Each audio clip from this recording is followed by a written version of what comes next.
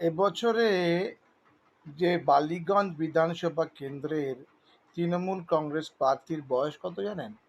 বয়স হচ্ছে ৮২ বছর। ৮২ বছর বয়সে দশমতম জেতার জন্য উনি প্রতিদ্বন্দ্বিতা করছে রেকর্ড হওয়ার জন্য।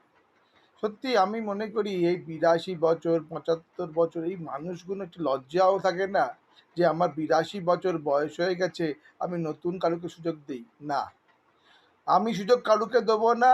আমি ৮২ বছর বয়সেও নির্বাচন লড়বো, আর নির্বাচন লড়ে আমার রেকর্ড আমি করব। নতুনদের কোনো সুযোগ দেবো না। যদি দেই তাহলে আমার ছেলেকে দেবো, বৌমাকে দেবো, এরাই আসবে আমার বিকল্পে।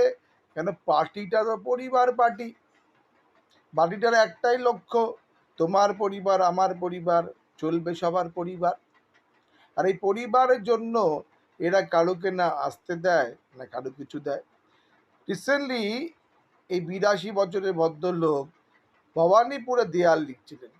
তাকে প্রশ্ন করা হয়, শুভেন্দু অধিকারী এখানে প্রতিদ্বন্দ্বিতা করছে, আপনি কি বলুন? বলছে, আমি তো ওনাকে নেতা বলে মনে করি না, কিছু মনে করবেন না। আরে বাবা, নেতা বলে কি করে মনে করবে তোমাকে?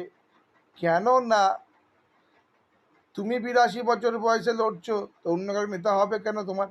এই হচ্ছে প্রবলেম। এই প্রবলেমের জন্য ৮২ বছর বয়সে দশমবার রেকর্ড করার জন্য করছে।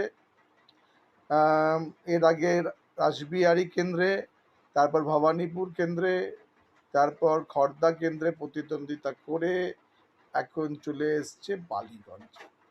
তাই এখন দেখার বিষয় দশমবার রেকর্ড হয় কিনা।